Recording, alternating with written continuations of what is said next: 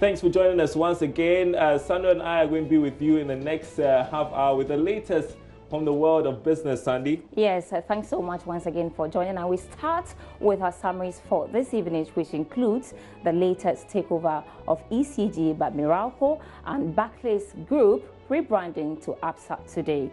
Let's take a look at the summaries.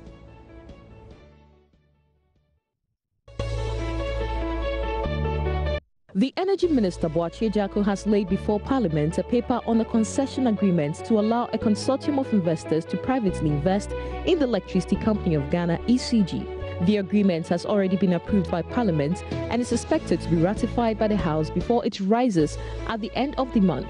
When given backing by Parliament, Meralco, a power company from the Philippines, would lead a consortium in managing ECG for 20 years beginning in 2019. Barclays Africa Group is getting a revamp, ending a 100-year history for Barclays on the continent. The lender on today ditched its name to ABSA Group after the British bank sold down the controlling stake it bought in 2005. The rebranding is aimed at underlining Barclays South Africa's roots as Britain's Barclays gradually retreats from Africa. China said it's shocked after the U.S. announced plans for fresh tariffs, escalating the trade war between the two countries. The U.S. listed $200 billion worth of additional products it intends to place tariffs on as soon as September. The move comes just days after the two countries imposed tit-for-tat tariffs for $34 billion on each other's goods. The UK's data protection watchdog intends to fine Facebook £500,000 for data breaches. The Information Commissioner's Office said Facebook had failed to ensure another company, Cambridge Analytica, had deleted users' data. The ICO will also bring a criminal action against Cambridge Analytica's defunct parent company, SCL Elections.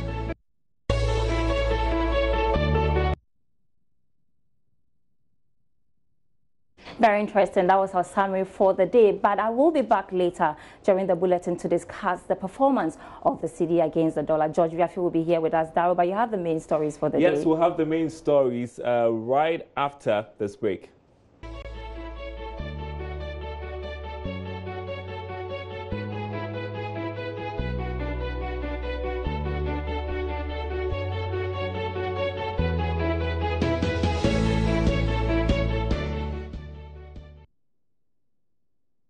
Welcome back to the program. Now, the Auditor General, Daniel Domelovo, has vowed to deal with any head of institution that fails to delete names of unqualified persons on their payroll.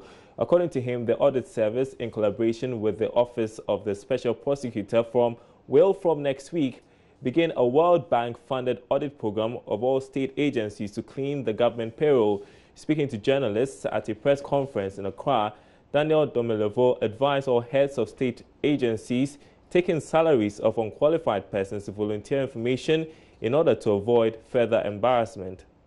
Financial administration regulation requires that the head of any management unit here refers to things like schools, hospitals, etc. They have a duty to ensure that it is only people who are working for them in their entities that are on their payroll. So we are going to start this exercise next week from Central Region, and we would like to call on all to cooperate with us.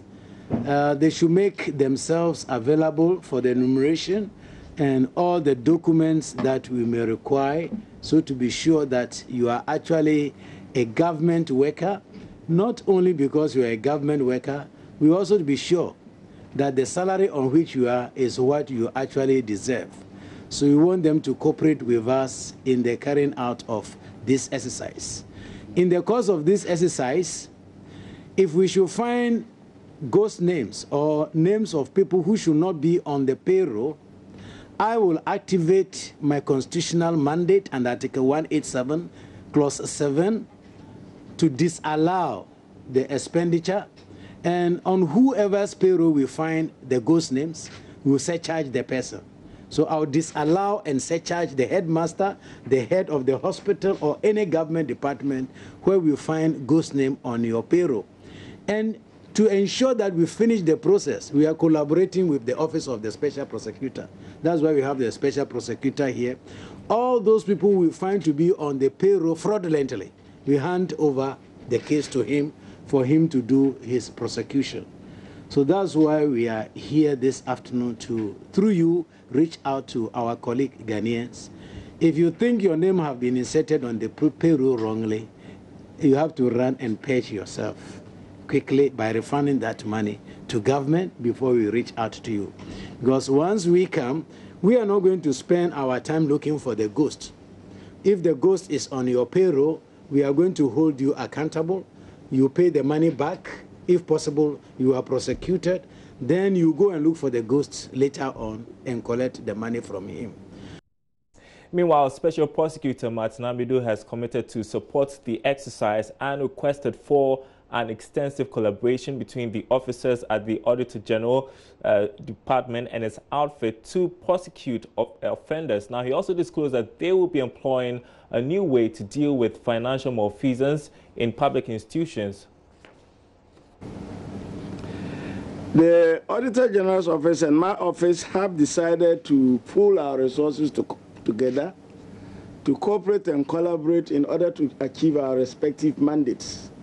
So we have agreed that while he's doing his work during the payroll audit, when he finds any suspicions of the commission of crime, he would signal us so that we'll move in immediately and begin an investigation. So by the time the exercise is finished, if there are people who have committed any corruption or corruption-related offenses, we will deal with them together with their self-seeking collaborators.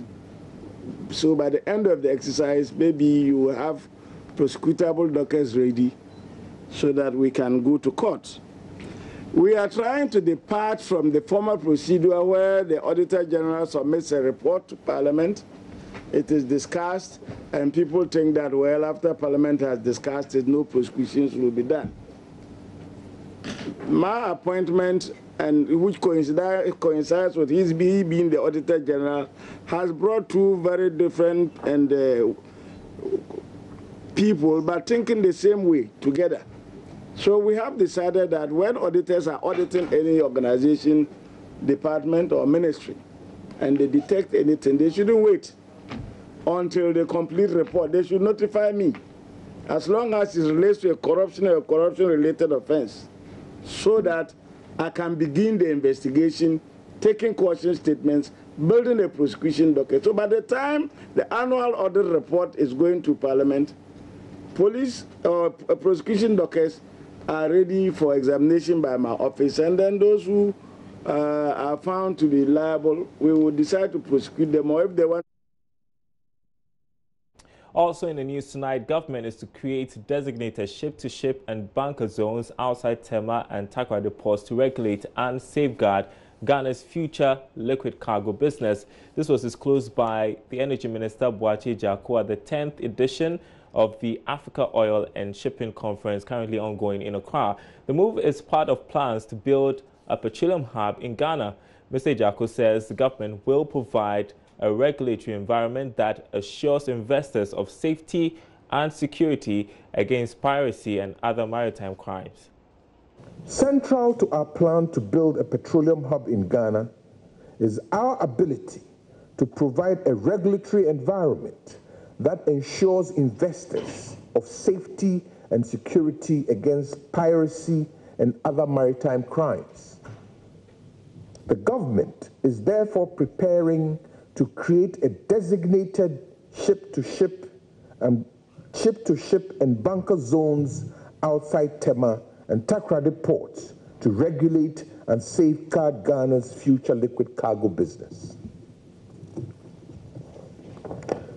These bunker zones, that will include both anchor and drifting zones, will ensure a drastic reduction in the risk of piracy during offshore bunkering operations, improve maritime security, enhance collection of tariffs, curb illegal fuel smuggling, adulteration of fuel, and unscrupulous blending of fuel, maintaining thereby higher standards of fuel quality in our region and improve our regulatory monitoring and compliance. All right, you're watching Business Live. We are taking a short break. When we come back, Sandra will have insights to our major story for tonight. Stay with us.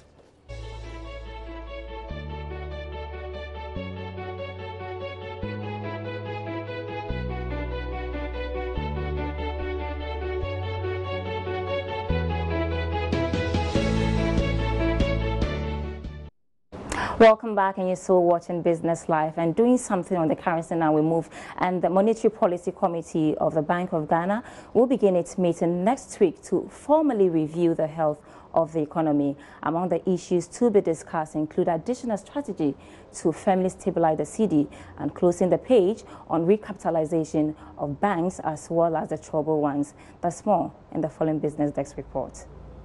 The committee will be looking at whether there might be the need for some additional measures introduced to help firmly stabilize the Cedi. This was after its initial strategy of supporting the market with more dollars appears not to be getting the required results. There are even proposals for the Bank of Ghana to look at enforcing some of its laws on use of the dollars in the economy to help deal with the excessive demand for dollars locally. One can also not forget about what should be the final decision on the three troubled banks. That is, whether they have been able to come up with strategies that will allow them still operate, or the Bank of Ghana may have to withdraw their license. Sources say the regulator at the meeting may also consider proposed measure of the two local banks to meet the 400 million Cedi capital and transfer some of the shares of one bank that was recently put under supervision of the Bank of Ghana. The committee would also look at whether the current developments in terms of Cedi depreciation warrant a marginal hike in policy rate, which currently stands at 17%. The policy rate often influences the cost of credit in the country. The Monetary Policy Committee is expected to announce their decision on the policy rate next Monday. So the day closed today with the Cedi trading at 4.79 Ghana cedis, down from 4.82 cedis at the start of day. This has been some of the worst depreciations for the currency since trading, and that has been the issue for some time now. So we take a look at the chart and see how the Cedi has been performing against the dollar, and then we'll go to George to discuss the trends. Now we start with January, and you see the figures here, which is 4.35%, and then whenever you see the DPI, it means that the Cedi actually appreciated against the dollar, and when it goes high, then we also see that it's depreciating against the dollar. So it went in January 4.3, and then also to March we saw something around 4.45, and then went again, and now in July, where we are now, we have the Cedi. It started depreciating marginally against the dollar. So where we are now is 4.75 against the dollar. So George, what is wrong with the currency, and how can we actually arrest the Cedi against the dollar? Well, when you go through the graph and you're trying to do the dynamics, it brings about the whole seasonality effect. So you have a situation where the beginning of the year, companies are trying to take stock, look at the goods that they need. Getting into March there, you see a spike in people trying to get dollars to bring in goods to restock. And therefore, you see the trend there. We don't print dollars in here. We depend on America to give us dollars. So with respect to the fact that what is causing this, it basically come about because of the fact that if there is more demand for dollars and there isn't enough, then the Cedi then has to lose some value against the dollar. So what you see in the graph there is the seasonal impact or seasonality effect in terms of the fact that in times when there is more demand for dollars and that is not available, the Cedi has to drop its value. Where there's limited demand for it, they see the Cedi doing a little bit quite well. I see, George. It's quite interesting. We've been talking about this, how to really make the Cedi stable. But one of the issues that's come out has to do with quoting in dollars in Ghana. And that's been one of the issues affecting the performance of the dollar. So how do we really manage this to be able to get the Cedi stable against most of its major trading currencies? So you bring about the issue of the demand and supply again. Now, one of the things that is fueling the demand of dollars is that we have shops, we have schools, we even have government agencies that are actually quoting in dollars. Now, if I deal with these agencies and I believe that the city's value is going to fall, then I'll go out there and demand dollars and keep it with the bank. So if these institutions are not pricing their goods and services in dollars, it could go a long way for us to do away with persons who are demanding dollars when they don't need it. If you look at some of the banks and the dollars that they are sitting on in private accounts. So the law actually bars these institutions from doing that. And it's all about enforcement, because if we enforce Exactly, I was going to come to enforcement. We have the laws there, but we are not enforcing them, George. Well, it looks like the Bank of Ghana has to depend on other institutions to do this. They cannot do this alone. So maybe they need to be up, or they should be in the market and ensure that if a school is not supposed to price in dollars, they don't have to be doing that. All right, thank you so much, Judge Biafia. I'm sure in the coming day we'll still be talking about the dollar and its performance against the major trading currencies. But right about now, we go over to Darrell for the business van.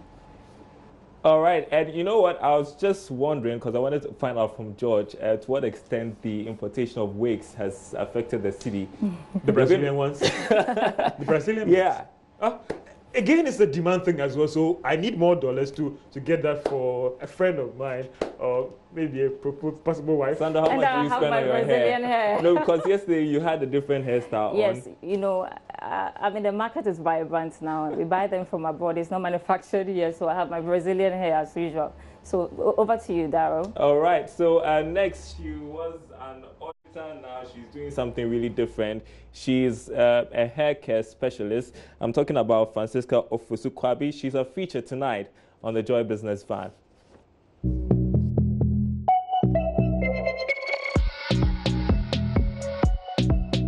The desire in me did not allow me to continue even to write the professional course. One may ask, having yourself located in a very good office accounting, why wouldn't you continue? But that desire in me to see healthy hair and women to regrow their hair and to have that strong boldness wherever they go as women, and even men to have their hair regrown and to keep length, didn't allow me to continue. So my search on having healthy hair products started. The whole excitement in me is to see healthy hair, not just kinky natural hair, permed hair as well. And honestly, when you're walking around and you see someone with even permed hair and it is good looking, healthy, I feel fulfilled and full of joy. It may not necessarily be my product, but then I see something good. That's all it took for Francisca to enter into the beauty industry with her range of hair products. Her quest to encourage healthy and luscious natural hair among Ghanaian women made her leave her comfortable job as a permanent auditor.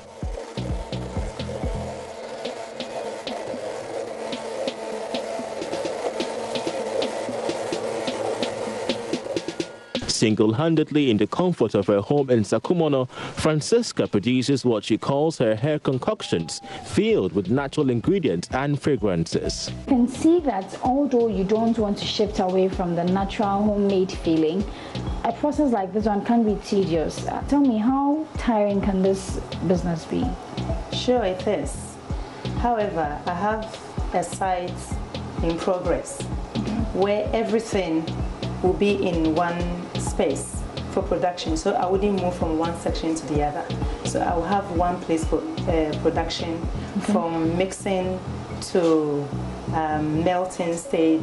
So it will just be one stretch of table, like a kitchen set that has everything being done.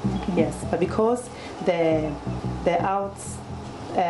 production space is not yet ready, but it's in progress. That is why I have to go through. Okay. But it's quite tedious because moving from one place to the other, it is.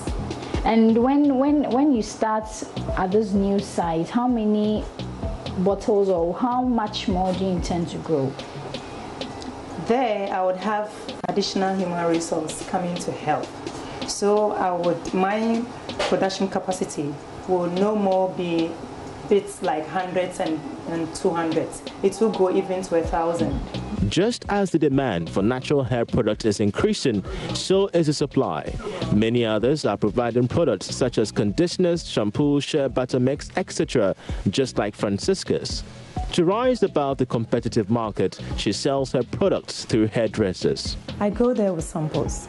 and the look of my hair and other customers around, because people are into referrals. So one particular hairdresser, she's been using the product for a while now, and she introduces it to her friends who are hairdressers around and even beyond. So, oh, I have this product which is good, so you can buy some, because they buy at a discount. I supply to them at a discount, which they also make a margin of profit on for their use and sale. They encourage other friends of theirs to also. With just 3 years into her business and a sale of about 1,000 bottles a month, Francisca is hoping to rise above her challenges and make a name in the African beauty industry someday. I see onyx all over Africa and even Europe, because the natural products that are in the products, natural raw materials, are really good for all hair types, whether white, black, green, any color. As long as you have hair growing from your scalp and you want it to be good and healthy, Onyx products is the best.